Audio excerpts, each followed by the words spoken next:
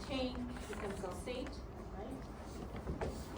So we're going to move on, and now we're going to talk about cell cycle regulation. So you guys are familiar with the cell cycle, right? Yeah.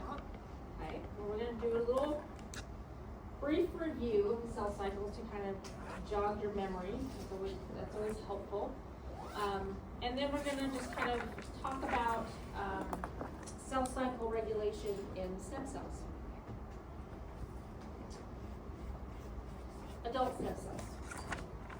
Because we know adult stem cells are quiescent, right?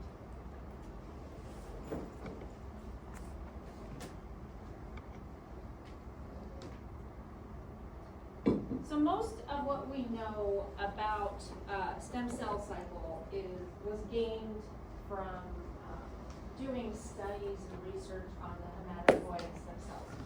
So hematopoietic stem cells are the stem cells that form in blood.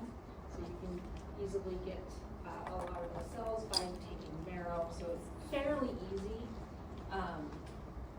to get samples and be able to do studies on those. So a lot of the stuff that we learn from hematopoietic stem cells. With that being said, it's important to notate that just because hematopoietic stem cells runs and has a specific mechanism doesn't mean all tissues are going to be the same, right? So just want to put that forward. So as with all adult stem cells, maintenance of the tissues relies on the adult stem cells dividing asymmetrically, producing another stem cell and a progenitor cell, right? That progenitor cell is then going to take on the task of dividing over and over again, and as it's doing so, it's going to be differentiating into the tissue that it's going to form, right?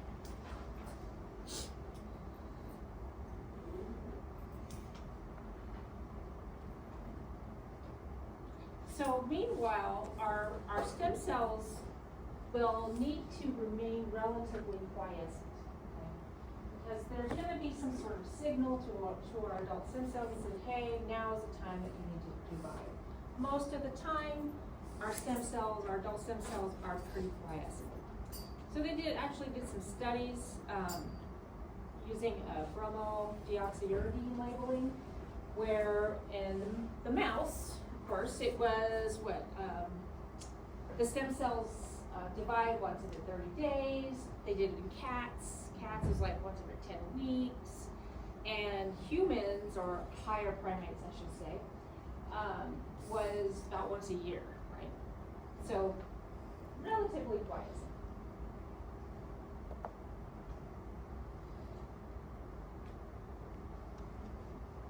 So the problem with having cells that are quiescent is when you want to make more of them, we have to learn how to get them to do that, right? So therapeutic challenges arise when we are taking these hematopoietic stem cells from an individual and we want to proliferate them and make them make copies of themselves. Now we're talking about symmetric division. So we want stem cells to make more stem cells, right? Because when it comes to doing transplantation therapies, you have to have a large number, right? So you're taking some out, you have to grow them up and produce a lot more to put back in order to help with somebody that has, disease of some sort, like some sort of blood disease. So we have to have a large number. How do we do this, right? As you remember, the adult stem cells are fairly rare. So about 1 in every 15,000 blood cells is an adult stem cell. So it's not like there's a lot of them to begin with, so we have to know how to do this in the lab.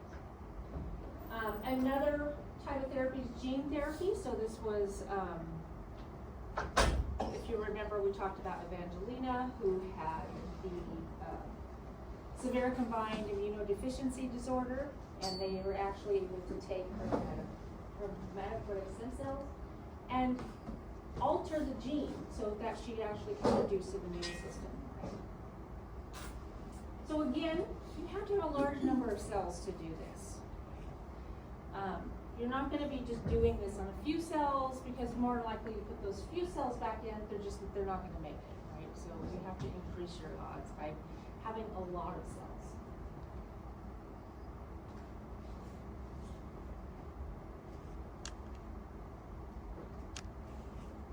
So most efforts that are put into increasing the proliferation of adult stem cells is done through cytokine delivery. So this is through delivering some of these messages, these cues, these molecular cues in the media.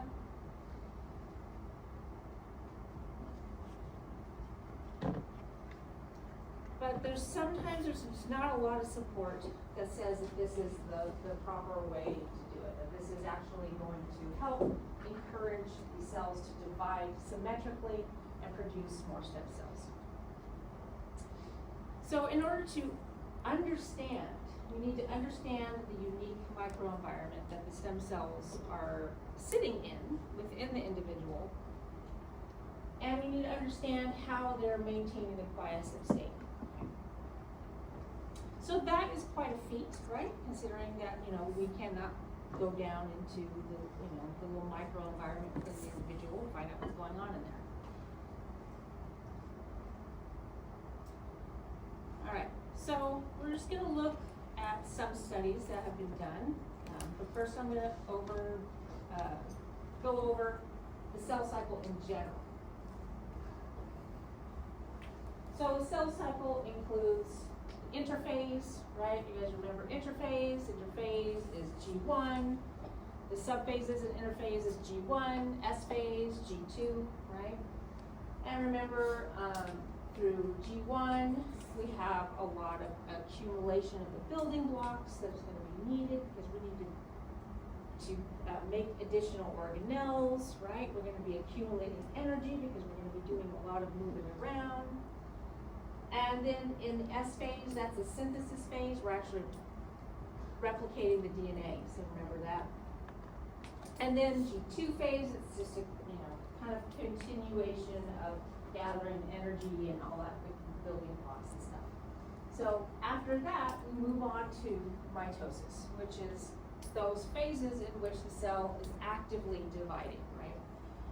We're organizing the chromosomes in a certain way, and we're starting to pull them apart, and then we're starting to make a little nucleus that surrounds each set, and then eventually the cell will pinch off into two individual cells. Right?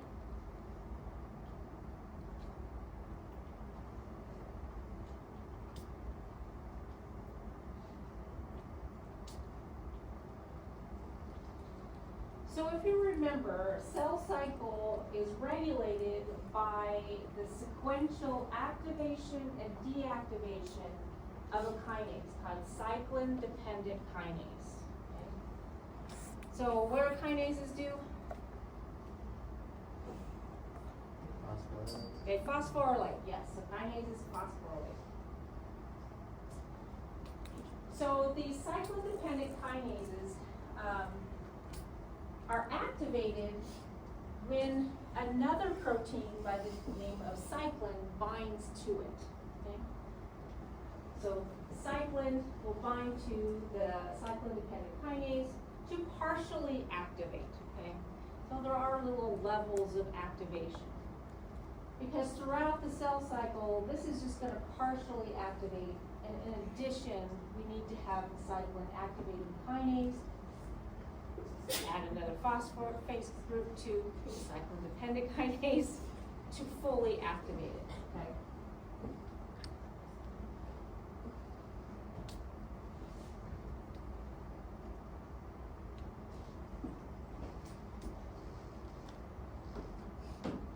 So this cyclin-dependent kinase is always present.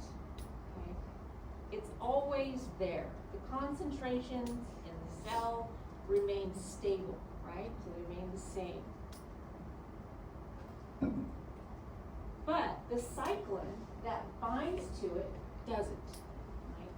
the concentrations of cyclin rise and fall throughout the cell cycle, and this is why they're given the name cyclic, because their presence cycles. So there are different cyclins for different stages of the cell cycle. Okay? And G1, we have the S cyclin. So you see as the concentration increases, what happens is S cyclin then binds to the CDK and activates it. Okay? Again, we have the CAK that's actually phosphorylated completely activated. So then this G1 SCDK is going to go on and it's going to be able to activate genes that are responsible for the next phase in the cell cycle, right? Meanwhile, the next cyclin is starting to be produced, okay? And concentrations are starting to increase. And as those concentrations start to increase, they begin to bind to its CDK that it activates.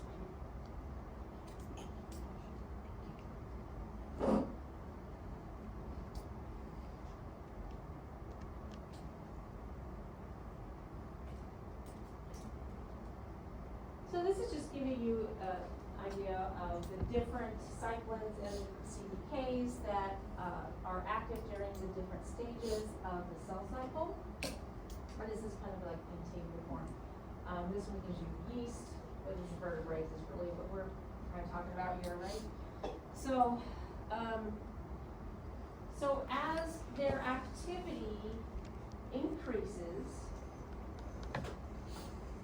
and the cell begins to progress through the cell cycle, other proteins that they affect are also going to be activated through this phosphorylation process, and it's going to start to affect different genes, right? So genes such as genes that are going to be responsible for breaking down the nucleus, genes that are going to be responsible for the microtubules, right? So all of these different things that happen during the cell cycle, it's all going to be mediated by this activation and deactivation of these CDKs complexes.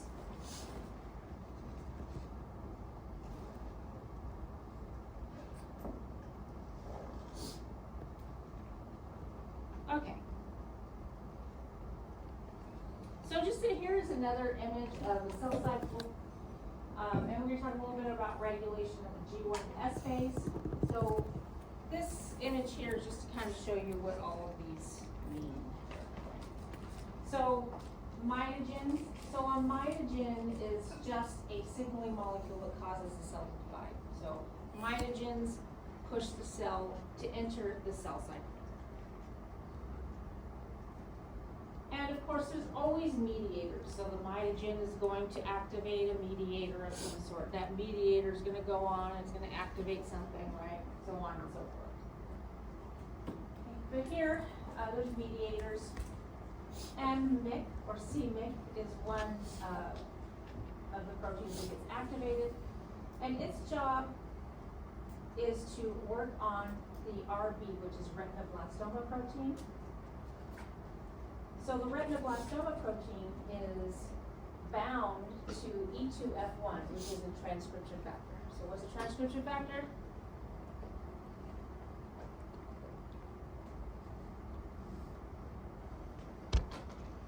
An activator, enhancer? A what?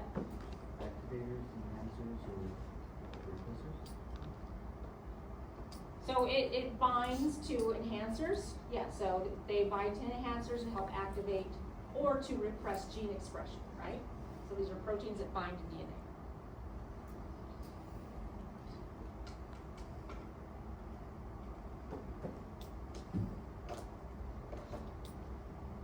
All right.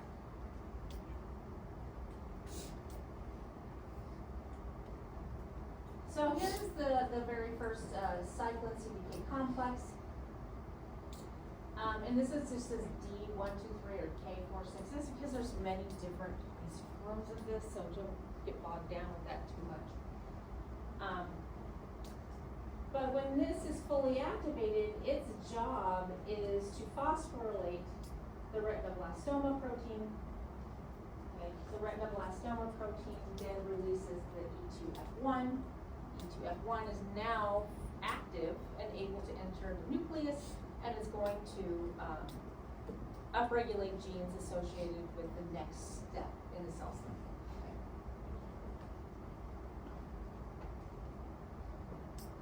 And this is just representing the next complex. It's going to be activated for S. Next complex activated here. All right.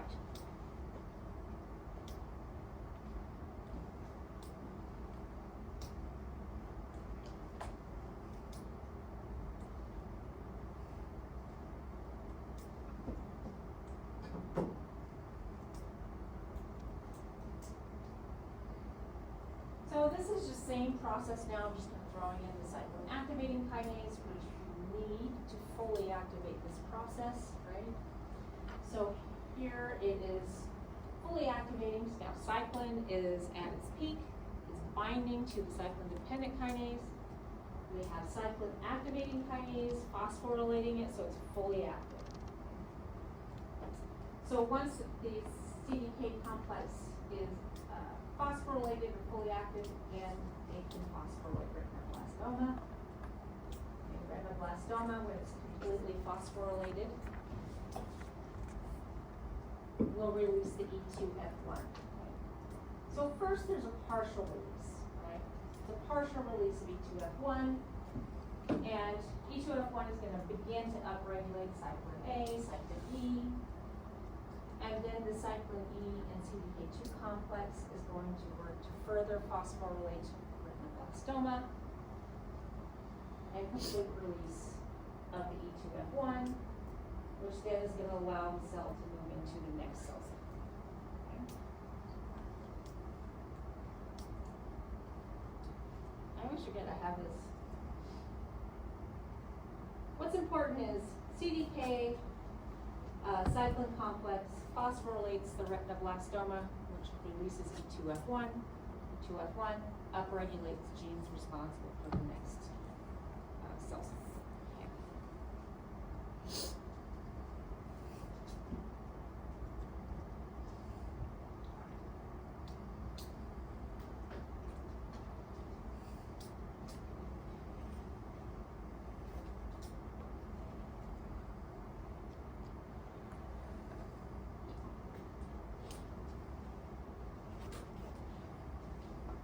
So throughout this process of the cell entering, or not entering the cell cycle, but in the cell cycle and moving from one phase to the next phase, there are levels of these molecular surveillance systems that are always in place in order to kind of stop the cell if it needs to be stopped. Okay?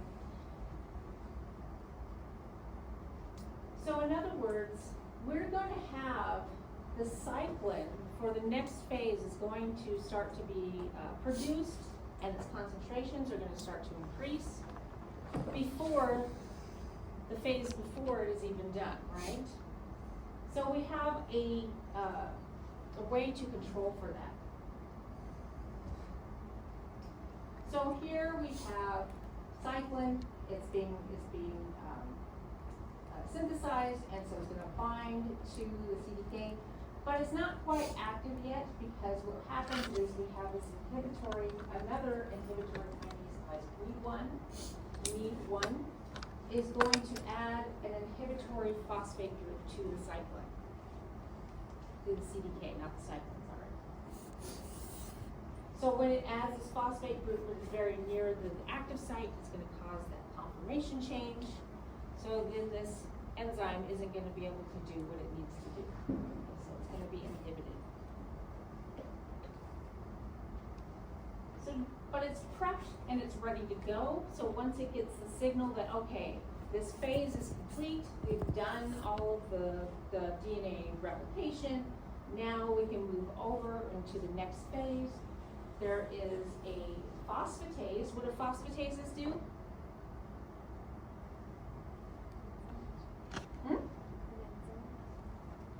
They're an enzyme that does what? They remove phosphates, yeah. So kinases add phosphate groups, phosphatases remove phosphate groups, okay?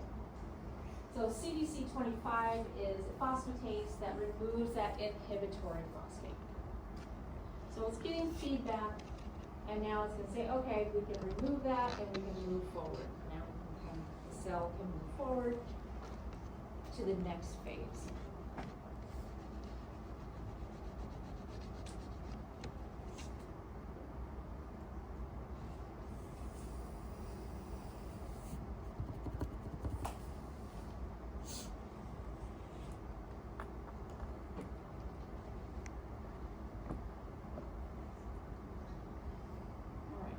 So we can say that these mechanisms inhibit the activators and activate the inhibitors. So I know it's very confusing, but it's kind of one way to think of it. All right. This is just basically what it says. So once the DNA has been successfully replicated, again, has a positive feedback loop that the phosphatase now can remove that phosphate group and allow the cell to enter to the next phase.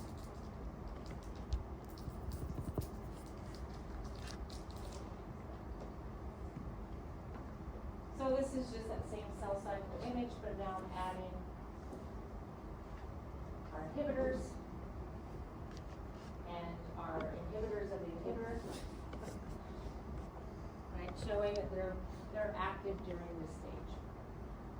We1 is our inhibitor, right? It adds that inhibiting phosphate group onto the CDK cyclin complex. CDC25 is our phosphatase that removes it. All right.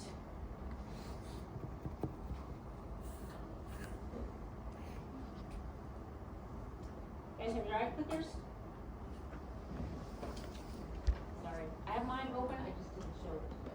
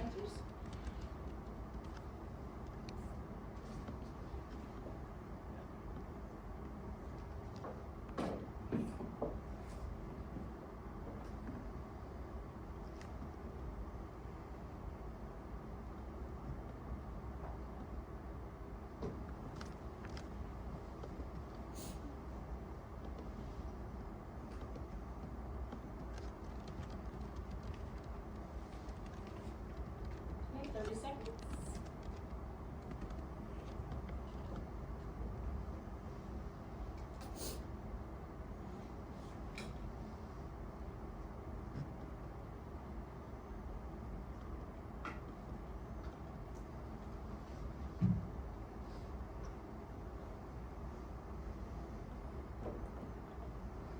Okay, about 5 seconds.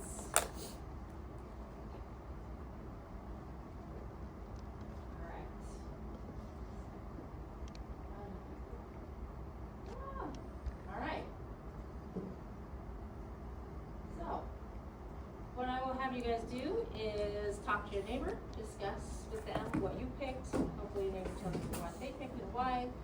And then in about a minute, I will repulse.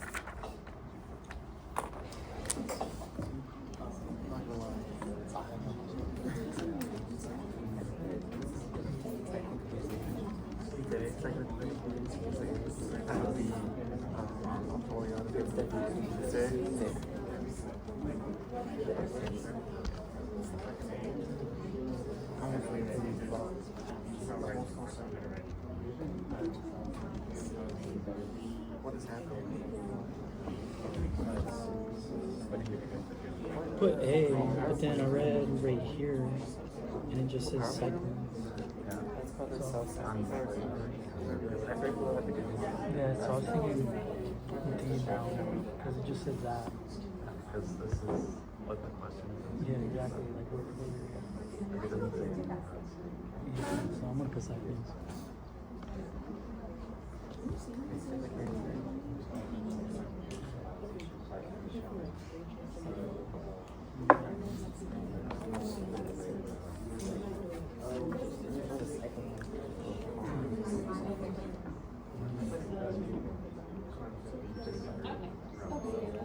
Alright, so go ahead and re-enter your answers. Even if you're not changing your answer, you need to re-enter it, okay? So 30 seconds.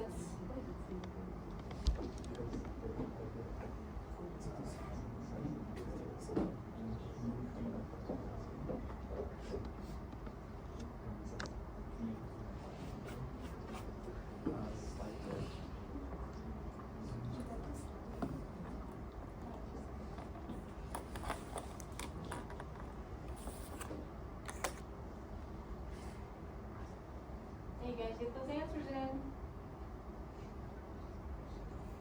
Alright, well, some of you are gonna lose points, I don't know. Alright, so let's see how we do. Okay, well, yeah, we're better. Yeah. So, movement through the cell cycle is mediated by the synthesis and degradation of cyclin. Okay, so cyclin-dependent kinases are always there, their concentration is stable, right? It is cyclin that gets synthesized and then broken down, synthesized and broken down, and that's what actually drives the movement through the cell cycle.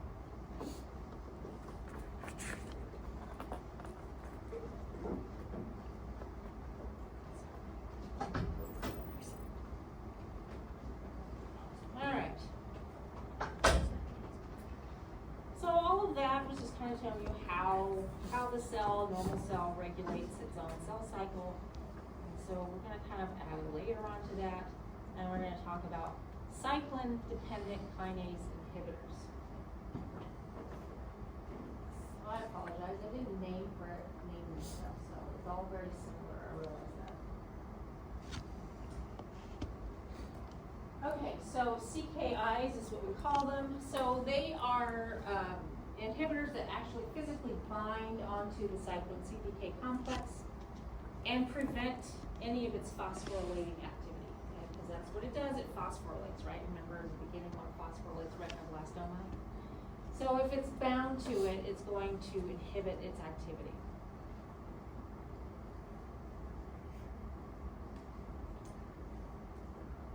So there are two families of CKIs. We call them the CYP family and the E4 family.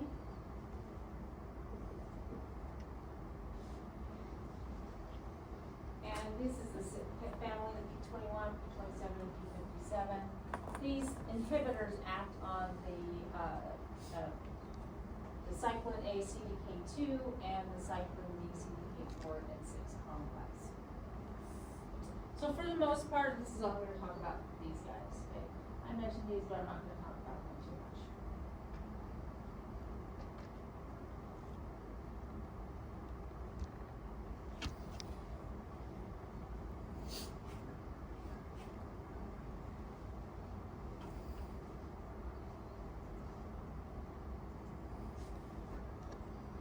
All right. So we're going to discuss P21.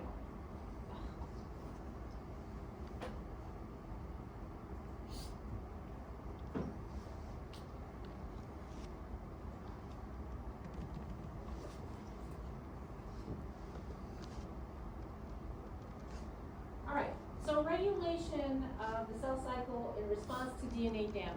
Okay, so what happens if our DNA is damaged? Do we want our cell to divide if it has damaged DNA? No, right? Because then all you're going to do is produce two cells that have damaged DNA. So again, the cell has these mechanisms that allow for the stopping of the cell cycle and either repairing the DNA if possible, or initiating apoptosis. So remember, apoptosis is programmed cell death. So you may have learned that upon DNA damage, there's a protein called P53. Have you guys heard of P53? No? So P53 is a protein that is upregulated upon DNA damage, and it has a job to do, and its job is to determine if this DNA can be fixed, or if it can't be fixed, its job is to induce apoptosis. So it does this by upregulating P21, which is one of our CKIs that we're going to talk about. So P21 will bind to this CDK complex right there at the beginning of G1 and prevent it from doing anything, right?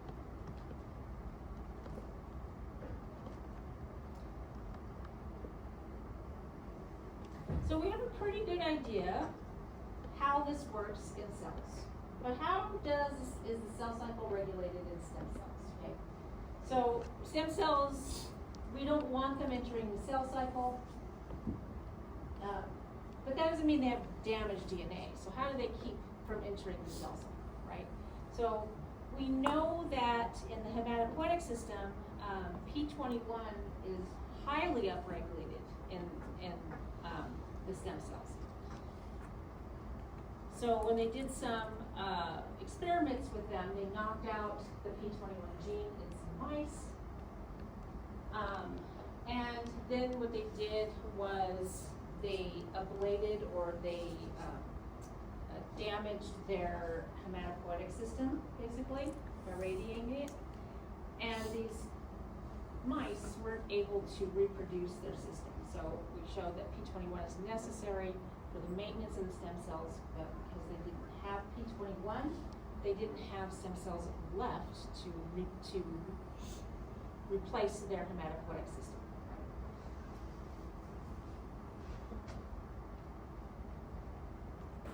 Again, P53 upregulates P21. All right, so now we'll look at a couple research articles that have investigating the roles of P21, and we're also going to talk about P27, and what they play what role they play in different tissues, not the hematopoietic system, but this is different tissues.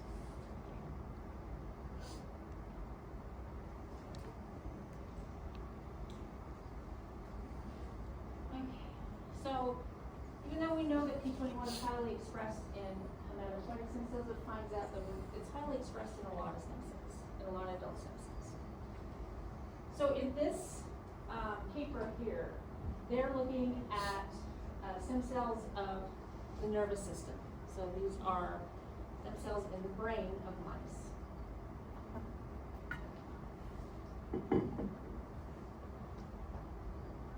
So they're going to make neurospheres. So you remember embryonic bodies, right? So they can make what's called neurospheres by taking these stem cells of the brain, giving them their proper the proper cytokines needed, and then they'll form kind of like embryonic bodies, but they're going to be directed to form the neuronal tissue. So each one that forms is indicating that came from a neuronal stem cell, right? So they did this in two sets of mice. So they had normal mice that had P21, completely normal. But then they had some mice where they knocked out the P21 gene. So in this first graph here, this is the neurosphere formation.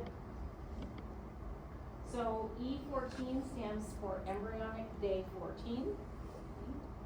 So this is still in the womb. PND stands for postnatal day 1. So this is day 1 after birth. Okay.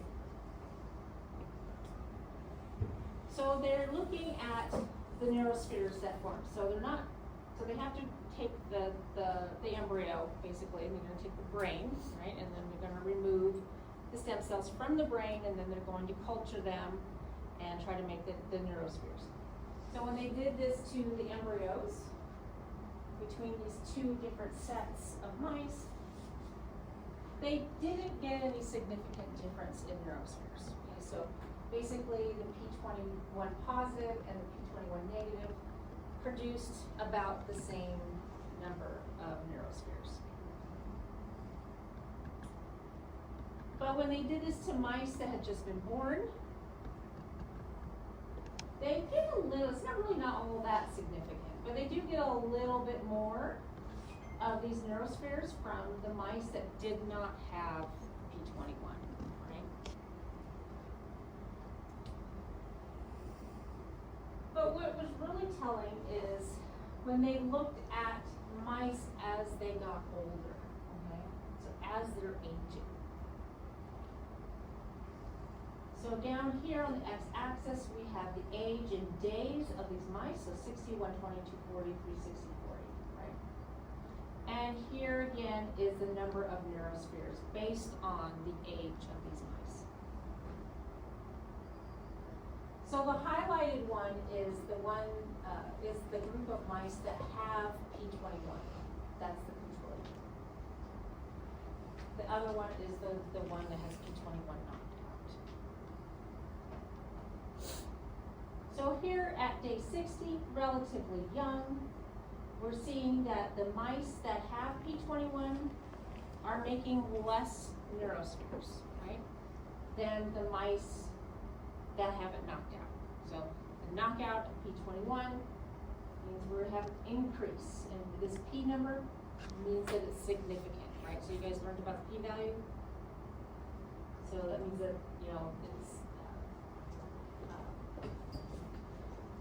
less than 95% chance that this would happen by chance, right? So it means it's significant that it happened because of what they're showing you about.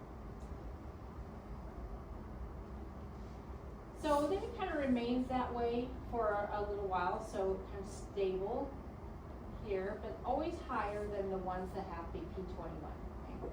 But then around day 240, that's when things start to change.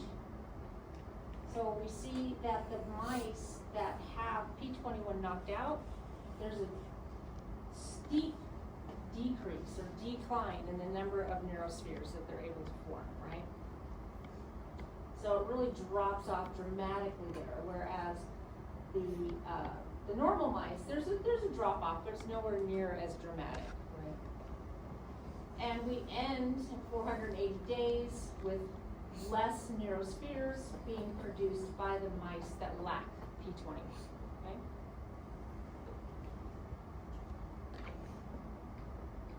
So, and this is just basically taking it and putting it into a bar graph, basically looking at 60 days versus 480 days. So we can see we have some difference, but then we have bigger difference here in the 480 days. So what's happening? Based on this information, can you kind of come to some sort of conclusion about what's going on?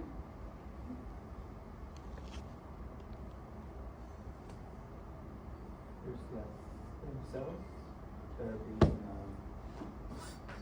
reproduced instead of neurons. Okay, say that again. So there's less stem cells that are turning into neurons.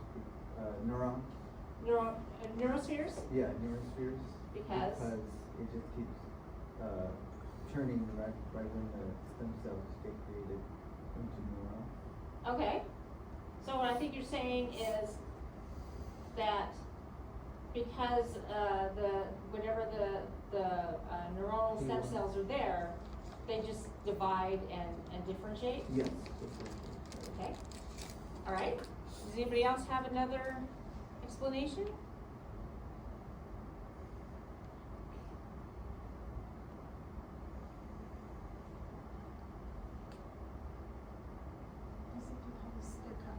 Normally stem cells are quiescent, and if you're taking them out of that, they're going to just keep going. And those ones you want to stay quiescent because we only have like a set amount of those.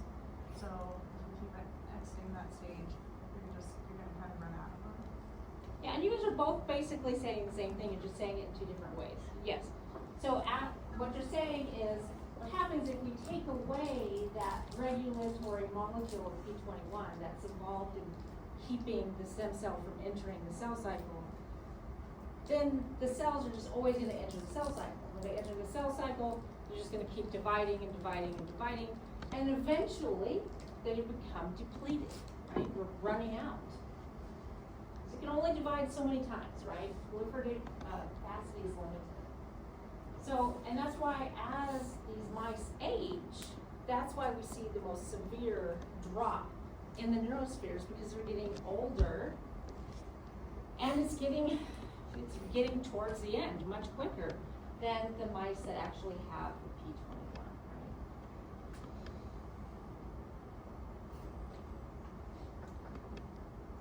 So P21 governs stem cell quiescence, and when it's absent, increased cell cycling leads to stem cell exhaustion or depletion.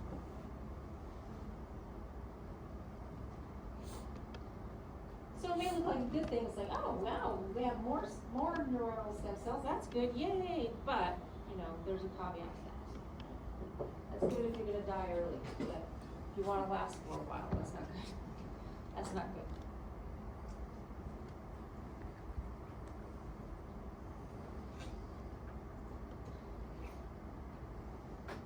So there's a lot of evidence that shows P21 can play a role in promoting entry into the cell cycle for progenitor cells. Now these are different from the stem cells themselves, right?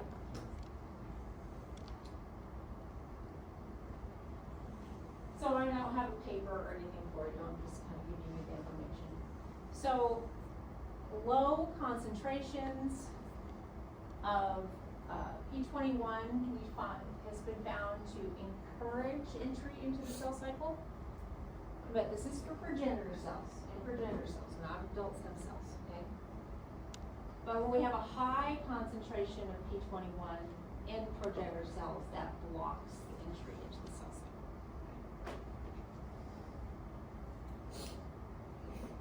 But for stem cells itself, again, we have a concentration that's going to be necessary to maintain the quiescent state. So P21 is going to help maintain that quiescent state by blocking the entry into the cell cycle. Because when we get rid of it, stem cells are depleted because they just keep entering the cell cycle. Okay? But again, when we overexpress it, we get that these stem cells just begin to differentiate. So there's always that sweet spot of concentration levels. Kind of like the octavore, right? You can't have too much or too little. You have to have just enough. And it's kind of the same thing with all these things.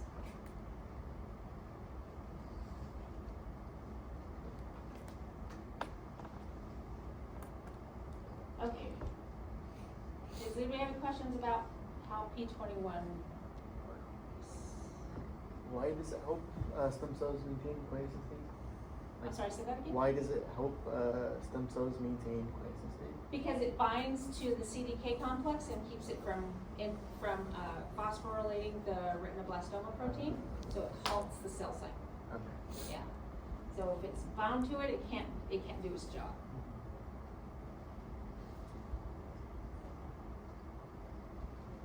Any other questions? No?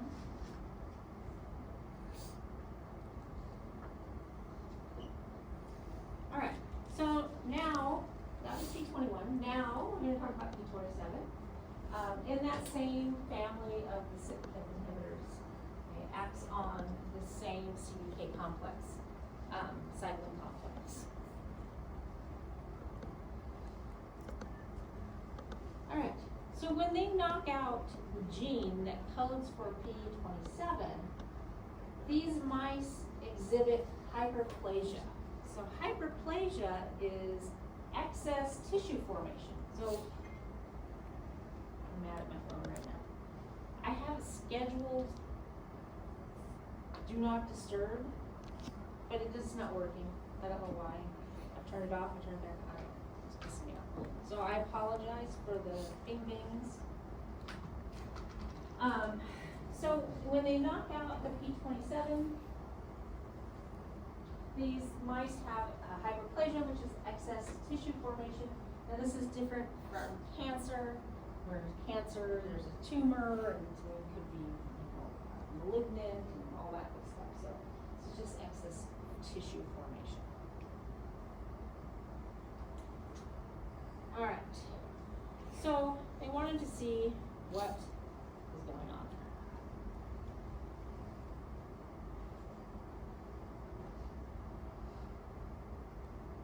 So here they're looking at percentage of the cells that are in S phase or G2 to the M phase, okay, so towards the end, right?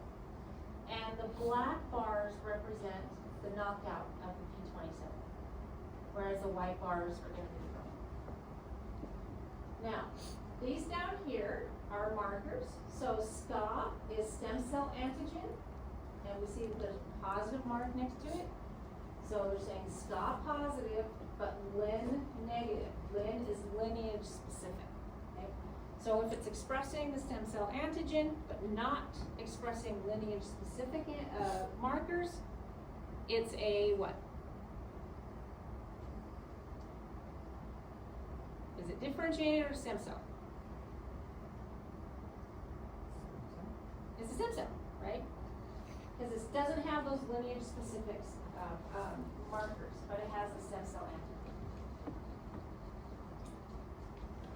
This other one here, these have the stem cell antigen, but they also have lineage specific markers. So what does that indicate to you guys?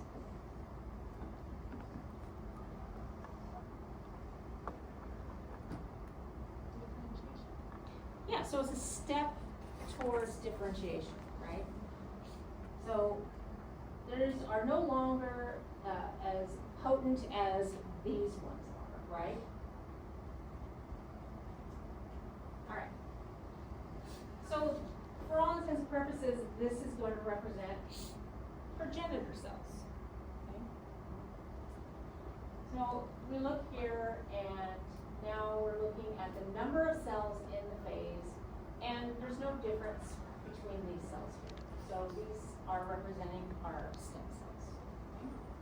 But when we look at our progenitor cells, we have a pretty big difference. We have more cells with the knockout of P27, more cells are in that phase. Okay? So what does that indicate? If we have more cells in the SG2M phase, what does that mean? Straightforward. I'm not asking a tricky question. They're being differentiated more? They're dividing more. Yeah. So if they're in this phase, it means there's more of these cells that are dividing than the other cells, right?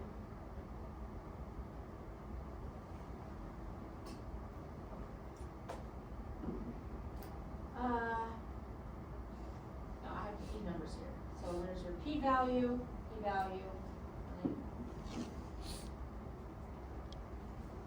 So now they looked at the percentage in G1 or G0, and we have a p-value of 0.15, so that's not a significant p-value.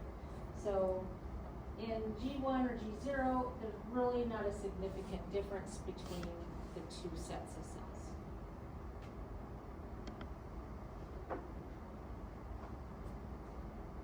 So then they did these assays, and they wanted to do these assays. So this is a stem cell assay, and it is called a CAF-C.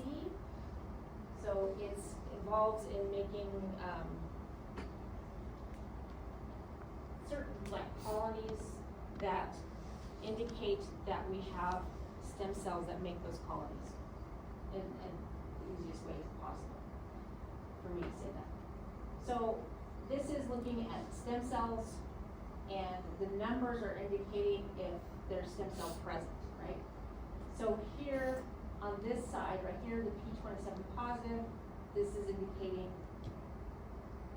the numbers of these colonies that were formed during this assay. And these all represent different litters. okay, of mice. It's connected to a litter mate, okay, so they have litter mates where they knocked out the P27. Okay, so now we have related mice. One sibling has P27, the other sibling doesn't. So they're comparing the mates, right? So the litter mate of each.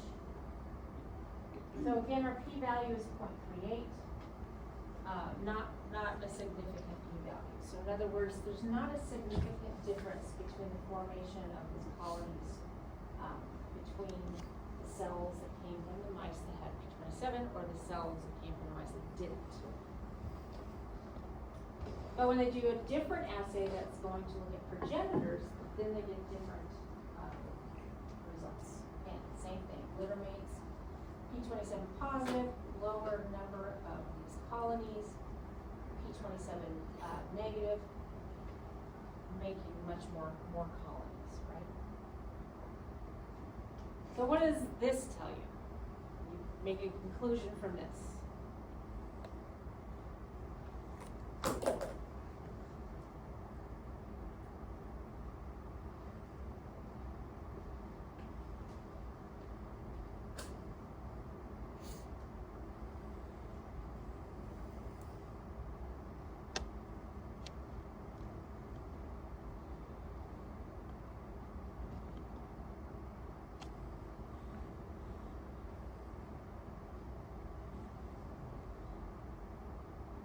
Nothing? It's literally written up there. P27 is responsible for regulating progenitor cells entering into the cell cycle. Even though they're going to be entering the cell cycle because they need to divide, they still are being regulated by P27. When we knock it out, they're just dividing crazily, right? So P27 is more involved in the regulation of progenitor cells, not to stem cells, okay? Make sense?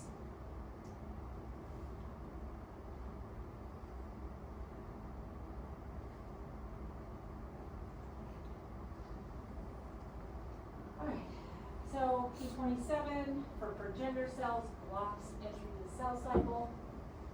Okay. Still, you don't want too much tissues, right? Again, when we did that in the mice, there's hyperplasia, there's a lot of excess tissue. So you imagine that's not gonna look good. You imagine if you just have this excess blob of tissue, hanging off of you somewhere. But when we knock it out, then we just have those cells that are just divide. So therefore, when they differentiate, you have this excess tissue.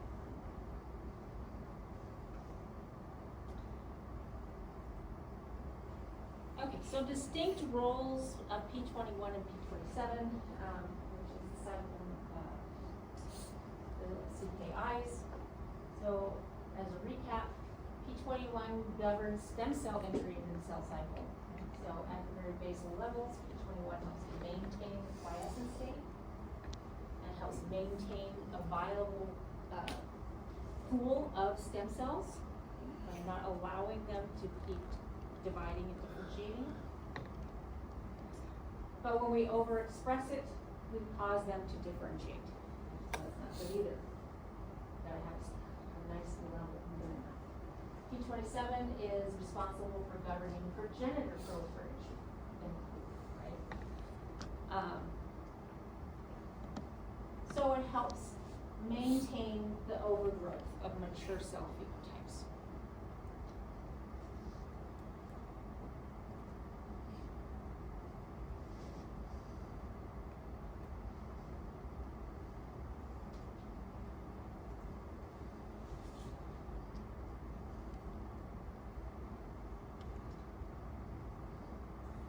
Okay, so I'm going to take you back a little bit.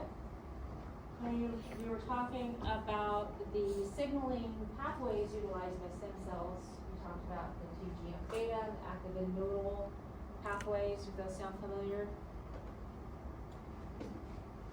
SMAD, remember? So, based on some studies, it looks like that the TGF-beta plays a role in helping maintain the quiescent state of stem cells by upregulating P21. Okay? So they're kind of showing this here, the TGF beta, upregulating P21, which is blocking the CDK2, CDK4, therefore it can't phosphorylate the retinoblastoma.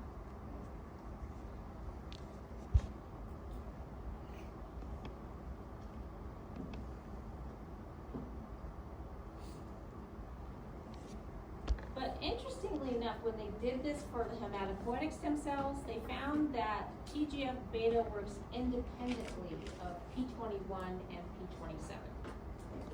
So in hematopoietic stem cells, they're not seeing this relationship, okay?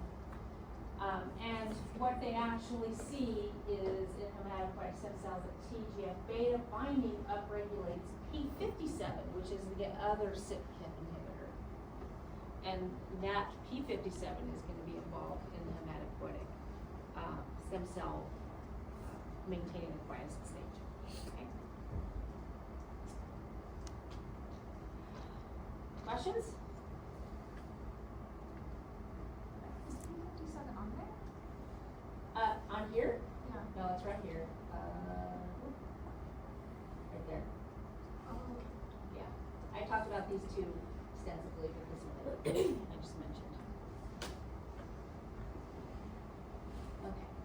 So summary is understanding the role of the CKIs in stem cell regulation is a promising approach to bypass those hurdles that occur when we're trying to get those stem cells to divide and proliferate and to accumulate so we have a big number for treatments, right? You guys look thoroughly bored. Is it time? Is it this time of night? Okay. All right. Eye clicker for you.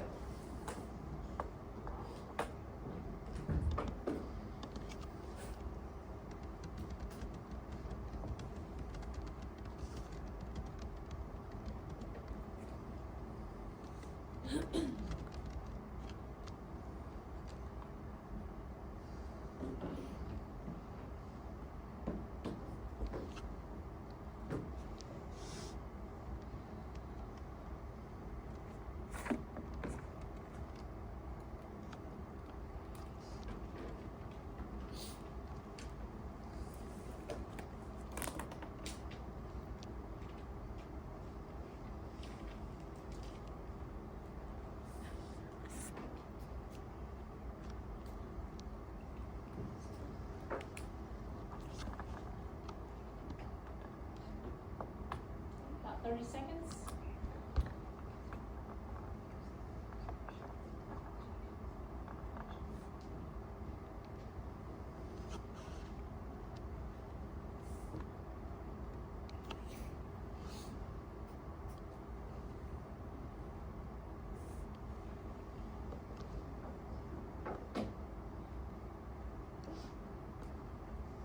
Seconds.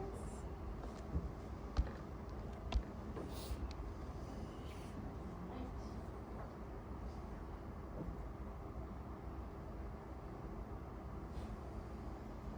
Discuss. You do it in a minute. Just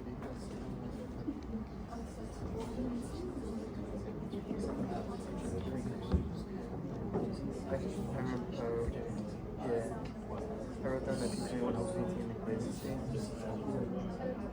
So if you want to put your stem cells that you don't want.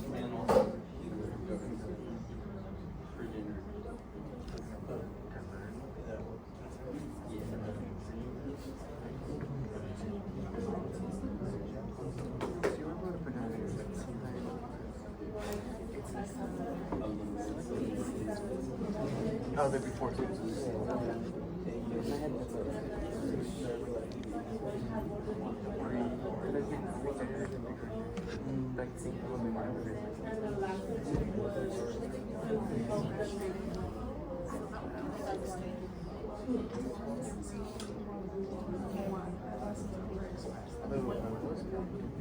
Oh, wait, no, never mind. No. No, that's correct. You also Okay. don't want to lose the concentration. So let's go ahead and re-enter your answers.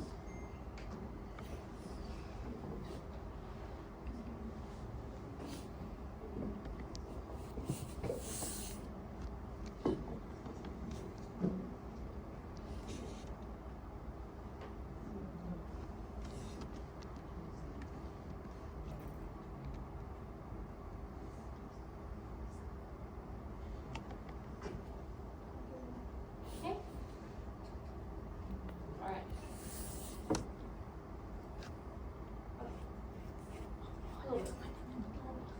Okay, yeah, so P21. And if you want to make your stem cells proliferate and make more stem cells, you want to avoid